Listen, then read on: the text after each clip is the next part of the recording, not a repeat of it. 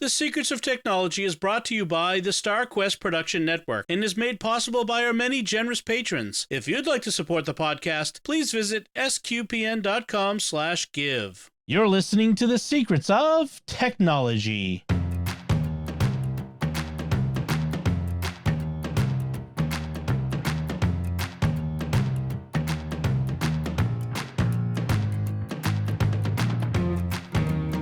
Hi, I'm Dom Bettinelli, and you're listening to The Secrets of Technology, where we discuss the technology news that's important to you from a uniquely Catholic point of view.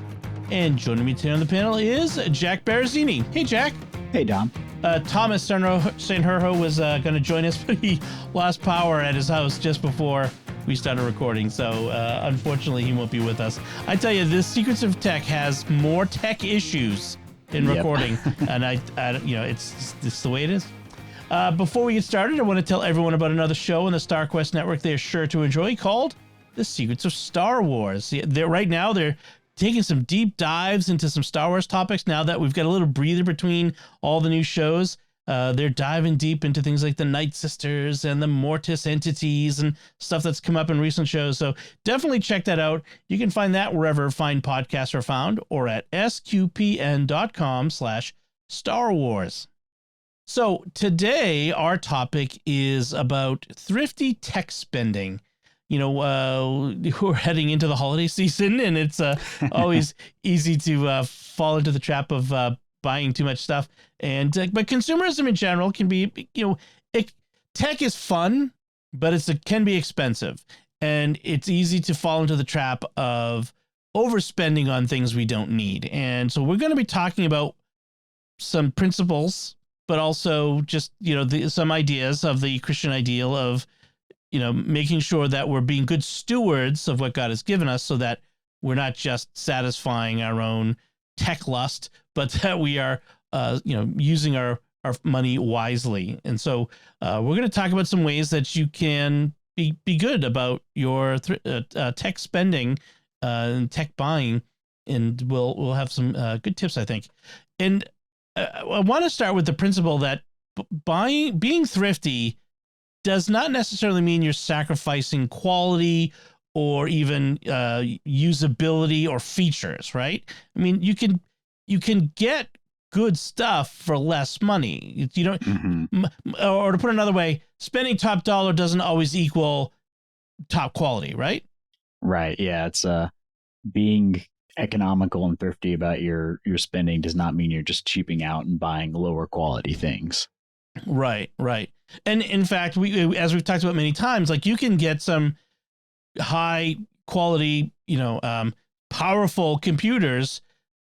If you take an old PC and drop a nice Unix or Linux distro on it, and you get a powerful computer right there running, open source software, and you've spent very little money. So there's not a direct correlation between dollar spent and the quality of the outcome of your tech spending. So I just wanted to start with that in mind up front. Now, my top tip, I always tell people, when you're looking to buy some new tech, you need a new computer, a new phone, is look at refurbs first. And for Mac users, Apple people, whether it's Macs or phones or whatever, I always tell people, go to before you buy anything, I want you to go to the Apple website, and at the very bottom, you'll see a bunch of bottom of the main page, you'll see, let's see, where is it listed now? In the middle under Apple Store, you'll see in the footer, you'll see certified refurbished. If you go to there, you can shop refurbished Apple products, and these are like new. Like these are essentially brand new products. These are things that people bought and brought back in a week because they want the new hot came out and they want that instead. And you don't always get the very newest things there, but you can get an iPhone 15 there now. I mean, those are available. You can get already. I think already. So one of the things that happens is they have like loaners go out, that sort of thing. let's see. Do they have the 15? They don't have the 15 there yet. In fact, right now, all they have are 12 mini, 12 Pro, and 12 Pro Max. Looks like they've had the 13 Pro Max, so that's 2 years out, 2 years back. So okay, so those ones, I guess the phones, it doesn't make sense that they would have the new ones already. But if you got, say, if you looked at the Max, you will see some pretty nice Macs. Refurbed Mac Mini, Apple M2. So the M2 Mac Mini right now, you could save $90. Another one you can save $120. You can get a refurb MacBook Air M1 for $849. That's $150 off a new. So you're not getting like rock bottom steals, but $150, you don't usually get that much of a discount on Apple products. And what you're getting for that is a like new product. It's been back to the factory. They've taken it apart. They make sure it runs, and it comes with an Apple Care warranty, just like every new Mac does. So, and iPad and iPhone and whatever you're buying from them. So, I would recommend. I always say people, like, before you buy the new unless you need the thing that just got announced 3 days ago, which actually is literally the case right now, the new M3 MacBooks. Unless you need one of those, go to this first, because you're better off. So that's my number one recommendation for Mac users. How about you? Yeah, that's a good one. For me, and I'm saying this to myself as much as I'm saying as general advice, because I do tend to get caught up in what is the next new thing, and that the newest model is definitely going to be the best, but don't feel like you have to buy the current generation just because it's the newest one. And also don't get too dazzled by the term pro on items. Right. Like the new devices, when they have like the top of the line model is the Pro whatever, like the iPhone 15 Pro Max or the Google Pixel 8 Pro, like. But if you look at what those actually provide versus the lower models, it's usually like there are cool features, but it's good to take stock of what are you actually going to use versus how much more are you paying for these bells and whistles. And also look at the older models of things. Like, you may not need the latest and greatest phone if you look at its features compared to the new compared to like the previous generation or 2 generations back, which usually are still available. I know Apple sells like 2 generations back, and I think Google has started that too, where you're going to get 99% of what the new devices do, and you're going to save lots of times like a couple $100, and it's going to be a device that works just as well. Yeah, really, we're at the stage, like, say, especially with the phones, is each successive year, the improvement over the previous year is incremental. It's small, it's noticeable, but it's small. These things are really designed for every 2 years, really, like to catch people. You know, if your phone is 2, 3, 4 years old, this is a big improvement. But if you're looking for a new phone, so for example, maybe instead of looking at the iPhone 15, look at a 14. See what you can get, what you can get for an iPhone 14 or even a 13. Those are still pretty good phones with good cameras, good, all that stuff is good.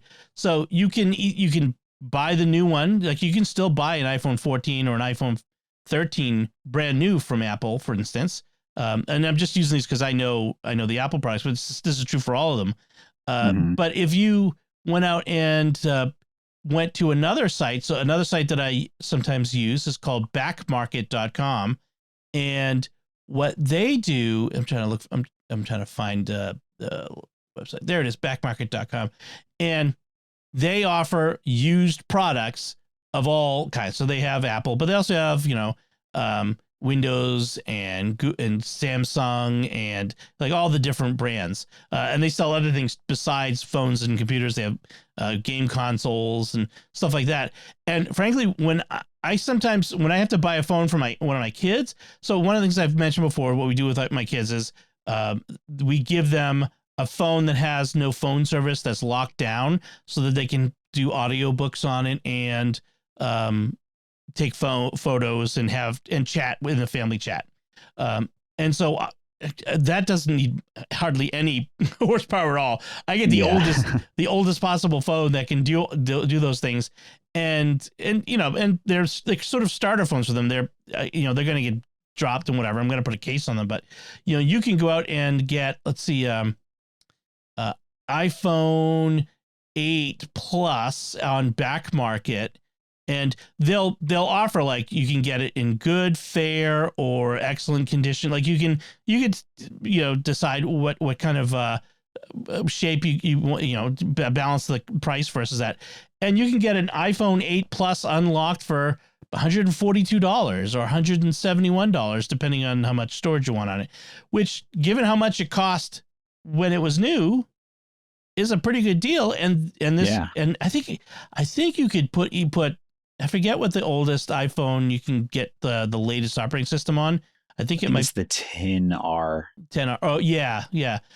But if you went and looked at a 10R, you could get one for a pretty decent. Like if you're getting a starter phone for your kid and your kid needs a phone, that's not a bad place to start. With say a 10R, for a lot less than for a brand new phone. And the only reason I know that is because my wife still has a 10R and she does not want to upgrade from it. And she's saying I can get the latest operating system on it. Yep. Yeah. We've run into an issue, just as a sidebar, with my boys are in scouts, and their scout patrol leader communicates to the other boys in this patrol via text. And my boys don't have phones with, texting like with regular phone plan. And so we're trying to figure out, how do we do this? Because we don't necessarily want to give them a phone that has always access to the internet. And so we're trying to figure out how to do this. And so we might get an inexpensive phone that we can put a very inexpensive like Mint Mobile plan on and just have it do texting. And it's a phone that lives, in my desk or something like that. And they can get texts from their patrol leader on it. But yeah, we're trying to figure that out. But having something like back market, which provides stuff at really inexpensive prices, is really helpful for that. Mm-hmm. Yeah, no. And I know they have a good reputation about when you buy stuff, if you have to return it, if there's anything wrong with it, they're good about that. Swappa is also another one that does the same kind of thing. And that's sold through, I'm not sure if it's, my understanding of back market was that it was more of a centralized thing. With Swappa, it's kind of like, it's more like eBay where it's individual sellers, but everything is vetted on there and they back up their items with guarantee. So if you're looking for affordable phones or laptops, that's another good one to check out. Yeah, the back market is you're buying from back market, whereas Swappa is you're buying from another person in a marketplace sort of situation. Right. So those are a couple different models you want to take. eBay is a possibility, but it's, again, you got to be careful. I don't like buying phones on eBay, frankly. There's so much opportunity to get scammed. That's the thing. And the same thing with, say, Facebook Marketplace. I've sold lots of things on Facebook Marketplace. I've bought a few things on Facebook Marketplace, usually not tech. Just because, if I'm buying a wheelbarrow, just say, I can look at it and go, that's a wheelbarrow and it works. Whereas something that's tech, you could get it home and you'd be like, this doesn't work. I'm it's screwed. Oh, what am I going to do now? And, but that's an option. But even like with like, say, Facebook Marketplace, I would only do local. I would never do anything, that would require things to be shipped. Right. Yeah. It just, I get very, very leery of anything. I want to deal with someone face to face with that sort of thing. And I've noticed recently on Facebook Marketplace, I've been getting a lot more scams where people will list, like, I feel like my local Facebook has been flooded with iPad Pros for $200. And then you click on the link and it's some name that is either like completely made up or it's like a very, very foreign sounding name. Not that that's really what the issue is there, but it's you reply to the link and then you get an auto generated response. It's like, click on this link to order the item. So Facebook Marketplace I found it to be better if you're into like vintage tech, because people sell like their old vintage computers and things like that on there, but don't ever do anything that is not face to face. Right. and I've been selling stuff, and I occasionally will get people contact me as the seller and try to set up some weird, payment scam thing. And it's like, that sounds weird. You're right. Like if you want something that's relatively new, like something like a back market or a swappa, or is probably a better circumstance, a better thing to use. Whereas if you're looking for stuff that's out of the norm and not new and not likely to be fodder for scammers, that's probably a better use of that. I do have another thing I just thought of is if you're looking for old computers, like you'd mentioned just wanting to put Linux on a computer so you can have something for the kids to work on or just to do more basic things.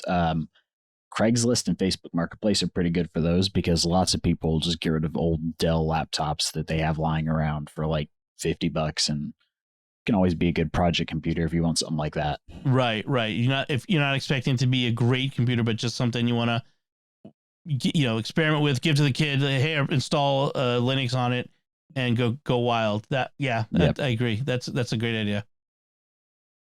So you mentioned about, do I need the Pro model? Do I need the most, the current generation technology?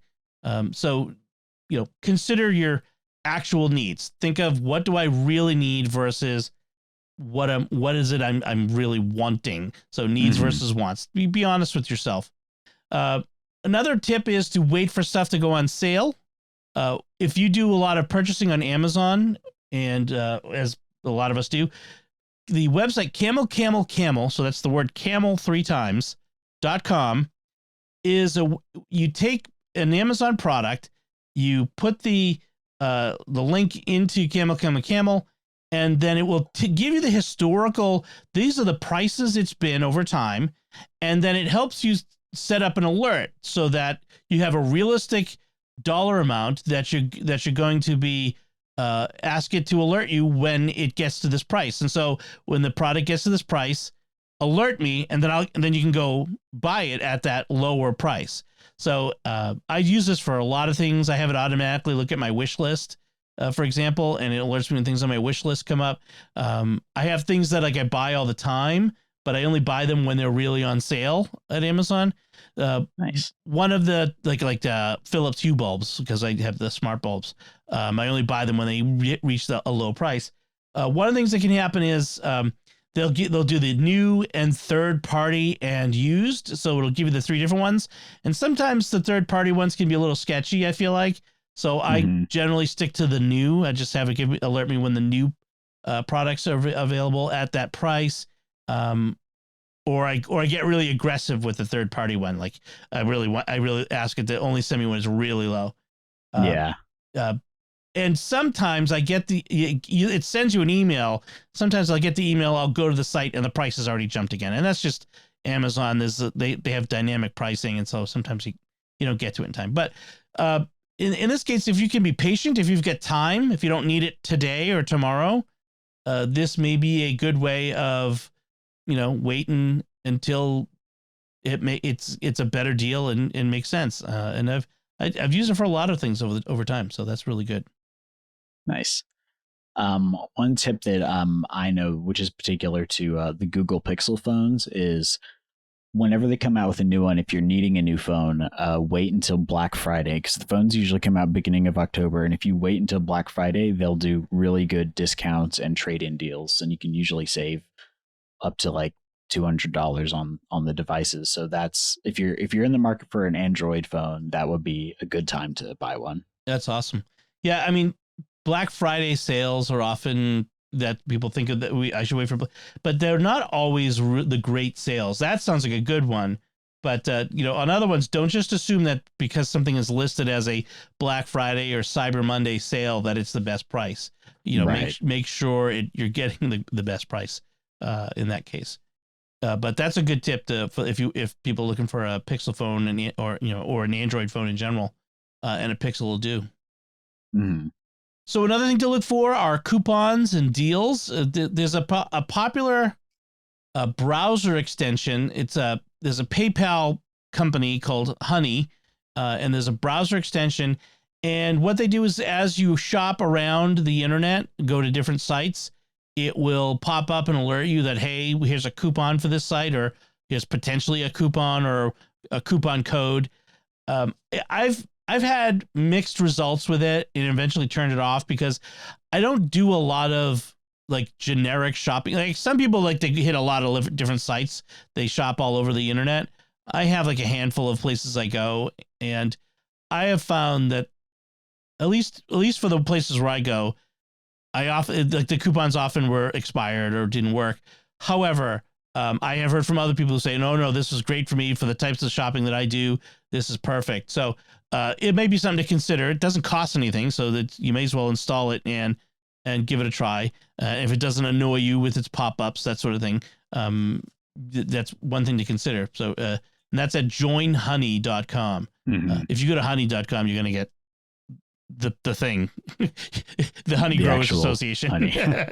So I've actually, the most success I've had with the honey extension is actually if I'm ordering pizza. Oh, wow. Run it. If you're ever going to like Papa John's or Domino's or whatever, and you want to order pizza, run that on there, and usually you can get like 25% off. That's a great idea. So, yeah. There you go. Oh, good. I don't usually go to the big chains, but our local pizza places have coupons all the time, and yeah, like I always use the coupon. But if that's really good that they have, that's actually a really great idea. I have to think of that. Yeah, it's for restaurants. Yeah. So another way to get deals is CNET, one of the oldest online tech journalism sites out there. But they have a deals page, a part of their site, cnet.com/deals. And so they'll have links to all kinds of, deals that are all over the web. And as we get closer to the Christmas shopping, there'll be even more. But like, for example, Sony's best wireless earbuds and headphones are on sale right now. The new budget-friendly Galaxy S23 FE, which I think is a tablet. No, it's the foldable. Comes with a free $100 set of Galaxy Buds, or something like that. Save $200 on a Dell laptop. There are a lot of sites out there like this where they aggregate sales and stuff like this. But CNET's deal site is one of the oldest and comes highly regarded, just as in general. So might be something to check out if you're looking for tech deals in general, just to swing by there and see what's up. I'm looking at it right now, and there's this thing about like I could have saved money on my Costco membership that I just got. I wish I'd checked this out. Yeah, and I know Engadget and Gizmodo have similar ones. And if you look at some of the more like specific enthusiast sites like 9to5Mac or Android Authority, places like that, if you're looking for a specific kind of product, they'll have good aggregated lists of things that are specific to what you're looking for. I've had success with those too. Oh, that's good. Good. And then another thing you could do is price comparison, price shopping. Google, like shopping.google.com is a nice one. They have all kinds of stuff, not just, technology, but they'll have, look, you can do comparison shopping on those giant Stanley water mugs that all the women apparently are carrying around these days. I see them everywhere. But they, you can do comparison shopping on, say, let's see, iPad. So I'll click on the iPad, and then it has buying options, $324 at this site and $329 with a special offer at that site, and that sort of thing. Now, iPads may not be the best example because they're like Apple stuff is generally what it is, but other items that you look at, like, and they have everything like crafts and kitchen appliances, that sort of thing. So you can do your comparison shopping through here, and just look at stuff and say, where can I get the best deal on the new PlayStation 5, that sort of thing. Then another comparison shopping site is Price Grabber, and because some people don't want to use Google just for the privacy issues, so Price Grabber also has all kinds of categories, but they have lots of tech and you can use that to find like, hey, I need a new laptop computer, and you go in the category and you can, drill down, what do I want, a particular brand, what, do I want a certain amount of memory and that sort of thing. And it will show you the best deals at, like, say, Lenovo and B&H Photo and, the different places you can buy them. So, and they'll have the same things, you can compare them, this laptop to that laptop. So it's a nice site for that. Another thing that is good to do is when you're shopping around, applies more to accessories than mainline devices. But don't feel like you necessarily need to buy the name brand version of the accessories, because like with earbuds or keyboards or cables, there's lots of other companies that make high quality items. And they're usually more affordable and sometimes much better quality than what you're getting from the actual not officially licensed, but the name brand version of those items.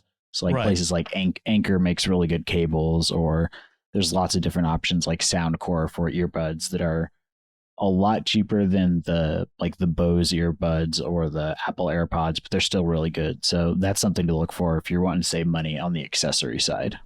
Yeah, you can give up a couple features, but you get, you'll save a lot of money. Like keyboard, a keyboard's a keyboard, right? I mean, just in general, you can get by on most keyboards, and you can spend anywhere from $15 to hundreds of dollars on a keyboard.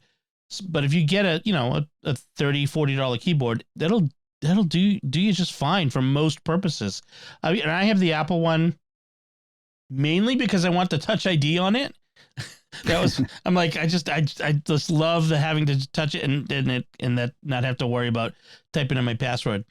But that's a bit of a luxury that I was willing to spend on. But you don't have to spend on the name brand.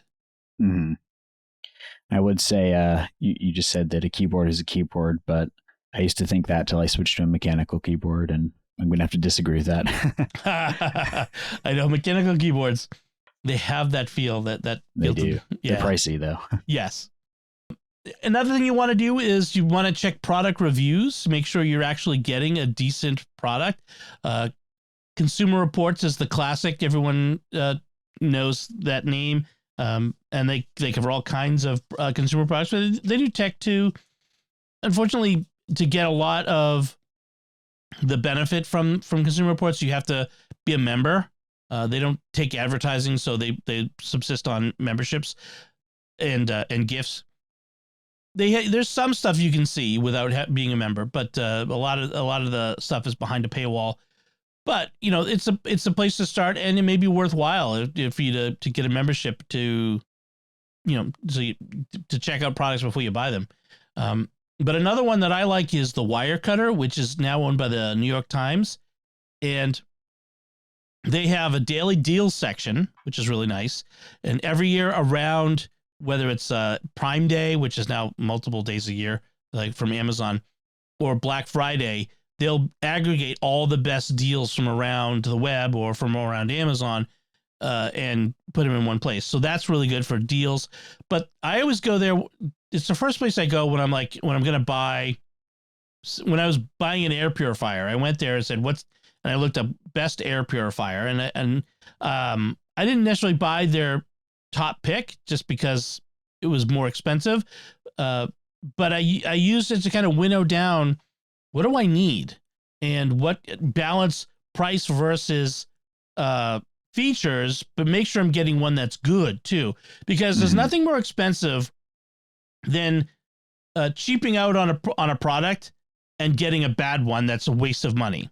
Like, if the good one's $200 and I buy the $100 one and the $100 one doesn't work, well, I'm going to go out and have to buy the $200 one now, and now I'm at $300. You know what I mean? So you don't want to cheap out and get the wrong things. So a good review is going to be helpful for that, and to make sure you're not getting the wrong cheap thing, but you're being actually thrifty. Thrifty is not just being cheap; it's spending wisely. And sometimes it is better to pay a bit more for a higher quality product you're going to use longer than just cheaping out. Like, I've noticed that with headphones. Like, I'll go through like $3 or $4 $30 pair of earbuds a year just because I'm rough on my stuff and they'll end up breaking. But if I pay $100 for something, it's going to last for several years, and I make up that cost, even though up front it's more expensive. You get more use out of it. I mean, that's always been one of my reasons for buying Macs is not just, because it looks cool. I've been using Macs for much longer than Apple computers, for longer than they were ever cool. But I spend a little more, but they last forever. They're useful forever. I've got, a 10-year-old iMac that's sitting on a child's desk right now that she's using every day for schoolwork and Minecraft and all these other things that she's doing. And it's going to be going for another 5 years probably before the operating system will crap up before the computer does. I won't be able to upgrade it anymore. But that's just to say, sometimes spending more is thriftier because you're getting a product that's going to last longer, and that can, like you said, can apply to a lot of different things, a lot of different categories. So I agree with that. One thing that I would recommend as a tip is to avoid impulse purchases. Sometimes you'll go on Amazon and they'll pop up something that looks really cool, or you'll hear someone on a podcast talking about it. I've done this, and it's like, oh, that sounds so cool. I want one of those, and there's a link, and let me click on that link, and I can have it here tomorrow. Like, no, like, no, I mean, and I'm talking to me, not talking to anyone else. No, don't do that. Sometimes it's good to wait, think about it, do a little research, put it on your wish list. I find putting things on a wish list satisfies that impulse in many cases, and then I'll come back to it over time. And a lot of times something will sit on my wish list for, like, my Amazon wish list for years, and then I'll go back and look at it and go, why is that even there anymore? Click delete. I don't need that. Yeah. And I've saved myself all that money for something I didn't eventually need in the end. So try avoiding impulse purchases. Be more deliberate when shopping for things. That's hard to do, but yeah, if you still want it in like a week, then maybe get it. But that buy it now button on Amazon is dangerous. I agree. Yes, very. And then finally, it's sort of something you mentioned already. It's related to it, but think about the future upgrades for devices. Some devices can be upgraded. You can't upgrade a phone usually, but computers or other tech can sometimes be upgraded, or can get new operating systems or whatever that really can extend the life of the device. If you've got two different pieces of consumer tech and one has a replaceable battery, think about that as a way to extend the life of the device, so that you're not throwing it away when the battery's no good. That sort of thing is really helpful to think about when you're looking to buy things. So, anything else, Jack? Did you have any other tips? Because that's all for me. One other thing is, when you're looking at specific devices, especially with phones or computers, look at what the capacity is going to be, and you can usually figure out what do you need to spend on the amount of storage and RAM you're getting versus what are you actually going to use. Like a lot of times with phones, they have like the lowest models are usually 128 gigabytes. And then I know they go up to like 1 terabyte now, but look at what you're actually going to use versus what you're going to be paying for on the extra storage. And I feel like a good rule of thumb is kind of go for the middle option. Like if there's a phone that's like 128 gigabytes to like 1 terabyte, I'll get like the 256 gig because that's right in the middle.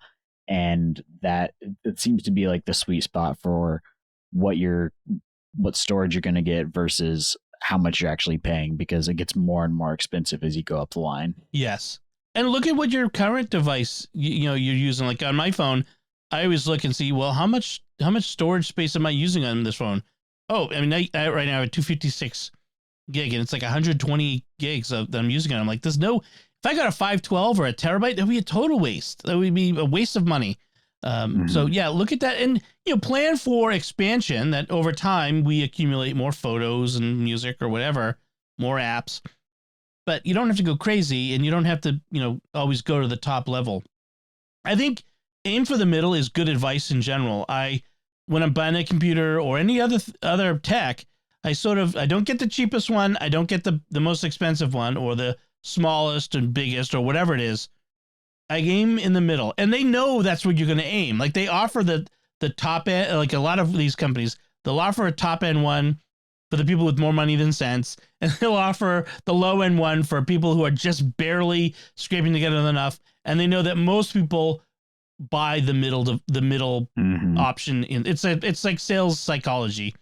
You know, if you ever take an industrial psychology class, I think it is in college, you know, they'll talk about that. The psychology of the buyer, you know, we aim for the middle, and that's what they offer is the one they want to sell us is the one in the middle. All right. Excellent. So I hope that is good advice for folks as we head into the Christmas shopping season. If folks have other tips of their own they'd like to share or questions or any comments they'd like to make on any of the tips or advice we gave here, we could take that at technology@sqpn.com. And we'd love to share them with the audience. So before we move on, I want to take a moment to thank our patrons who make it possible for us to create the secrets of technology, including Ryan B., Martin G., Kelly G., Jacob S., and Mary W. Their generous donations at sqpn.com/give make it possible for us to continue the secrets of technology and all the shows at StarQuest. And you can join them by visiting sqpn.com/give. So our first headline, this one is for me because one thing I've always said is if I ever became a billionaire, I would have a blimp. I would instead of a yacht, I would have a blimp, and it would be like a luxury blimp, like a supervillain kind. And just I would travel by air everywhere, like on my luxury yacht blimp. Anyway, Sergey Brin, one of the co-founders of Google, he has started a company making dirigibles or blimps, and the company itself, they just got permission to an airworthiness certificate to start test flying their first 124-meter long airship, Pathfinder 1, out in California, Moffett Field, which is a famous place if anyone knows aviation history. That's a pretty famous location out there.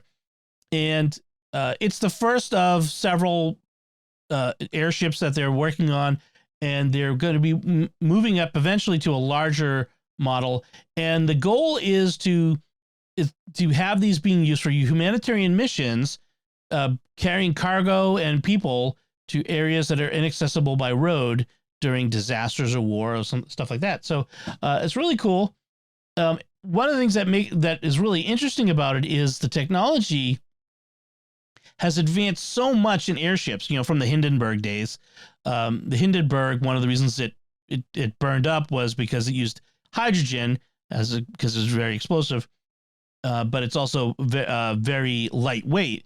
But instead, they're going to use helium, which is non-flammable, because now they use titanium and carbon fiber and all these other technologies and Kevlar and Teflon and all this stuff, which is much lighter and more durable. So I don't know. I have a soft spot for dirigibles.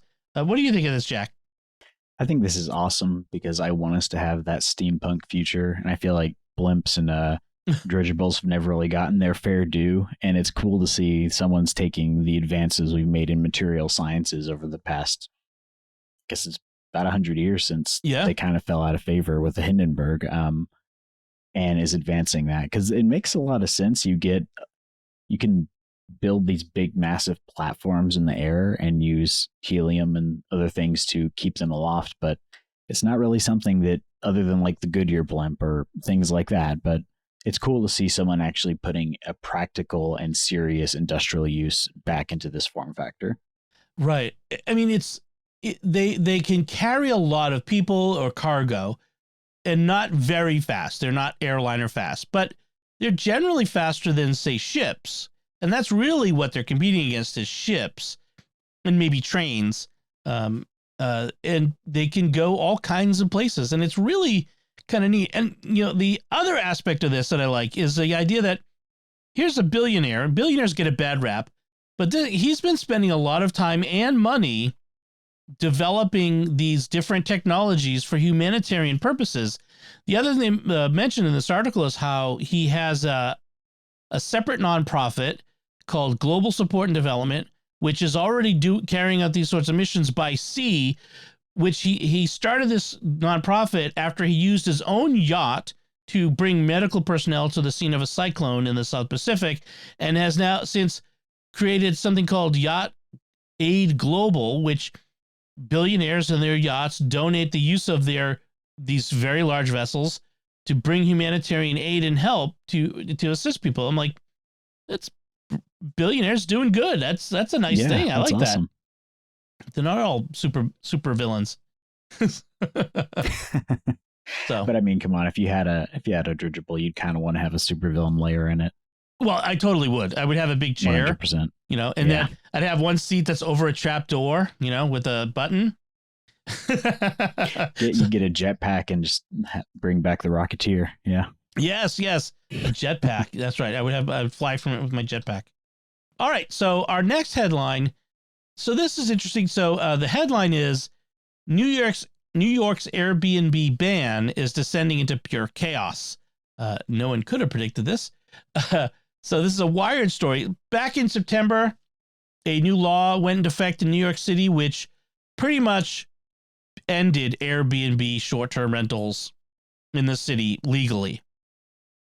They went from 22,000 Airbnb rentals available in the city to as few as 2% of that. So as few as a few hundred for all of New York City. And that's pretty remarkable. Yeah, they said that they went down to 3,200 by October 1st, and even some of those are not operating legally. Only 417 properties have been registered with the city under the new law. And the restrictions are pretty onerous. Like they only can operate, but you can only have 2 guests, and the host has to be staying in the home with them. So for most Airbnb uses, it's not, useful. There are exemptions for hotels, of course, and boarding houses and long-term rentals, so 30 days or more. So if you're renting a place for 30 days or more. So it's pretty much cratered the market, which means that it's hotels are getting much more expensive. Gee, I wonder who was really lobbying for this new law. Couldn't be the hotels, could it? That, yeah. But also it's caused a real crisis in tourism. There's the people cannot, the hotels have not kept up, and there is not enough hotel rooms for everybody who wants to visit New York City. So that's a problem. And then there's an additional problem where the whole short-term rental market has gone on the black market and has gone underground. It's not that no one's doing it anymore. It's just they're doing it in other ways that aren't regulated and doesn't give the protection of a big company like Airbnb. So what do you think?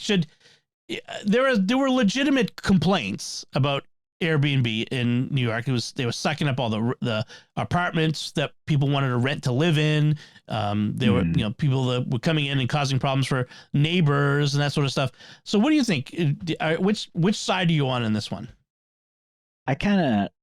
I see both sides of this issue. I understand, like, one of my biggest problems with things like Airbnb is that you get these outside investors who come in and buy up these houses that are for sale for cheap, and then they flip them and they turn them into Airbnbs. And not only do they end up making tons of money off them in an area where they're not even living, they drive up the market prices for everyone else who's trying to live there. And so now you can't buy a house because the values have gone up, which is both a good and bad thing.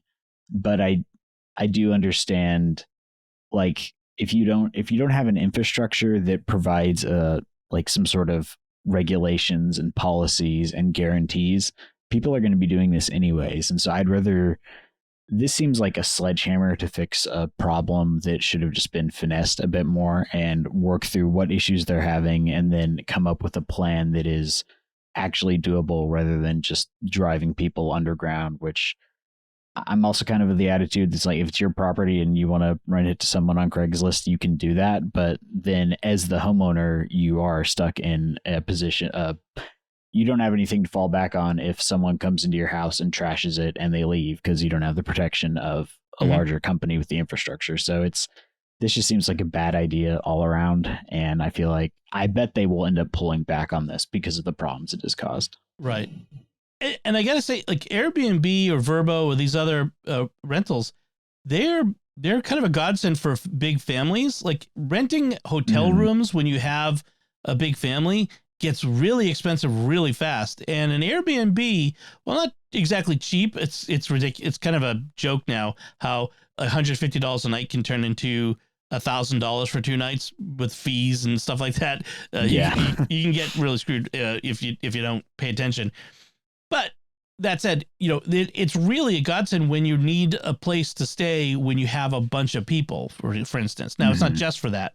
I like the idea of, like, if you go to Rome, you can get an Airbnb really close to the Vatican and right in the heart of the old city for cheap money. And it's so, like, it's just an apartment which has, it'll have staying in a place that has a kitchen, is different than staying in a hotel room. It's got a more comfortable vibe. So I like the Airbnb idea. And I agree, there are issues that it causes with local places, especially with the big corporations coming in and buying up properties just to put them on the short-term rental market. The Airbnb, New York used to be its single biggest market. This was the place that they were going to, make the change in the way we all did things. And now they've pretty much left the market. They've turned away from it. They're shifting their focus. They said they're really going to be focusing on Paris for next year's Summer Olympics. Paris is now the largest market for Airbnb. Interesting. I agree with you. I think this was a situation that required a scalpel and not a sledgehammer. They really went at it too hard. Hopefully other cities, because this is an issue in other cities as well, other cities will see this and figure out a better method. This was a similar problem that we had with Uber and Lyft and taxi companies. A lot of these cities they did not like how Uber and Lyft came in and destroyed the taxi industry, but also were less regulated than the taxi industry. And, some cities used the sledgehammer but some figured out a way to work with these companies. Yeah. All right. So speaking of New York and sledgehammer policies, our third headline from Gizmodo, this New York bill would require a criminal background check to buy a 3D printer because, among other things, you could presumably make an untraceable ghost gun with a 3D printer. It's not that easy. Let's just put it out there. There are parts of a gun that you could print with a 3D printer, but you need the right kind of polymer, and there are parts of it that need to be metal that wouldn't be. So let's just be clear here. The people who are going to wants to go through the effort of creating untraceable weapons to commit crimes are not going to be buying 3D, like the MakerBot 3D printers. Right. They're going to have either the means, they're going to have the means or the connections to get the equipment they're going to need without worrying about doing any background checks to buy a consumer item. So this doesn't do anything. Right. It goes back to the same old thing where you're punishing the people who aren't criminals, and the criminals are getting around the law. So, it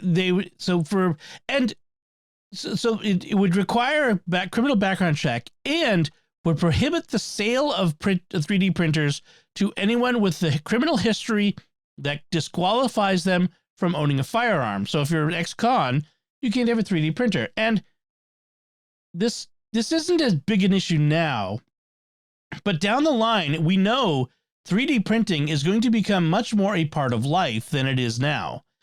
We're going to be having 3D printers all over the place, printing the regular things that we need in life. The technology is going to advance to that point. And so it just seems short-sighted to put this law into place for this very specific thing, which it really, like you said, it's not going to change anything because they're going to go over the state line to Connecticut or Pennsylvania or whatever and buy a 3D printer there. Or, you know, if they said they stopped this organized crime ring that had set up a whole bank of 3D printers in a daycare and were printing ghost guns there. But it's like, do you think the mafia is buying their 3D printers down at the local Best Buy? No, they're not. They're falling off of trucks or being shipped in from overseas or whatever. So yeah, I agree. It seems like politicians grandstanding. Sorry, go ahead. Yeah, that, and also not understanding what technology actually does and just overreach in general. Like, this would be like banning people from buying pressure cookers because you can make a bomb out of a pressure cooker, although most people are not going to do that. And the people who want to do that are going to find a way to do it regardless of the law. Right, exactly. Yes, it feels like politicians reacting to news stories with legislation that anyone who knows anything about the technology would say this is a dumb idea. It's unenforceable. It's not going to fix anything. But the politicians get to look like they're doing something, and that's really how it ends up boiling down. All right, so if you live in New York and you want a 3D printer, you probably want to get one now. Although, most people can pass a criminal background check anyway. So if you have a reason why you don't want to go through a criminal background check, buy one now. All right. So those are our headlines. Let's move on to our picks of the week. And Jack, why don't you go ahead? What is your pick this week? My pick of the week is the F-Droid App Store. It is an open source, completely free and open source app store for the Android platform. And you have to download it from the website, which is f-droid.org. And you'll have to enable installing third-party APKs on your device. But it's basically an app store for Android that is all free and open source software. They got a lot of good alternatives to non-open source apps that don't have any ads or anything like that. It's a lot of fun to play around with. It's the same caveats apply to any sort of open source projects where you're not getting the same level of polish as you would from the Play Store. The options are going to be a little bit more limited, but they have a lot of really cool stuff on there that you can use on your device for completely free. Especially launchers. My biggest problem with the Android launchers is that most of the time they're that freemium kind of setup where you can use part of it, but if you want to use it, all the features of it or turn off ads, you got to sign up for a subscription because, of course, you can't just do a one-time payment anymore. And there's a lot of good open source launchers on there. So if you're interested in trying out free and open source projects on your Android phone, check out f-droid.org. It's a lot of fun. Awesome. Excellent. Fascinating. It's a fascinating world to me as a Apple user. the idea of being able to do that. Side-loading apps, yeah. Yeah. So my pick of the week is sort of a tip, which is setting up and using a savings account in your Apple Wallet. Now, this applies very specifically to a certain subset of people. If you have an Apple card, the Apple credit card, you can set up an Apple savings account. It pays 4.15% APY interest, which is a pretty good interest rate for a savings account. And because of the way the Apple Card works, you get cash back between 1, 2, or 3% cash back on purchases. And in the past, you could either get that in your Apple cash wallet, or you could have that automatically go back in and to pay off your balance, to go against the card balance. Or you could have this savings account. And so the money goes automatically in there and it's earning interest. You can add more funds by transferring it from your bank account, your regular checking account that you have in a regular bank. And in order to use it, you can't spend it directly from the savings account. You have to transfer it either to the Apple Cash card, so you can use it with Apple Pay, or you could transfer it to a regular bank account. You could put it in your checking account at your local bank. I'll have a link to how to set it up. If you this would be if you already have an Apple card, But even if you don't, you want to apply for an Apple Card and then set it up. But I use this now. I mean, you could use this as a regular savings account. You could, put cash in here on a regular basis and, from your bank account. But right now I'm using it to save all of the cash back from my Apple Card and earn interest on it. Melly and I, we use the Apple Card for as much as we can, and then we pay the balance at the end of the month. But I like getting that 1%, 2%, or 3% cash back. And it adds up. I mean, I've got hundreds and hundreds of dollars in there right now that's added up over time from cash back on purchases. So something to consider, a way to be thrifty, a way to save money that Apple has given us. Nice. That's awesome. All right. So those are our picks of the week. And that's it from us. We would love to hear what you thought of anything we had to discuss this time. You can let us know by commenting on the show at sqpn.com/technology or the StarQuest Facebook page, facebook.com/StarQuestMedia. Send an email to technology@sqpn.com. Visit the StarQuest Discord community at sqpn.com/Discord. And you can find links from our discussion and our picks of the week on our show notes at starquest.fm/TEC233. That's the show number. Remember to like each episode of Secrets of Technology on Facebook, retweet them on Twitter, and leave us comments wherever you find us on social media. We love to hear from you. Until next time, Jack Baruzzini, thank you for joining me and sharing the Secrets of Technology. Thanks, Dom. And once again, I'm Dom Bettinelli. Thank you for listening to the Secrets of Technology on StarQuest.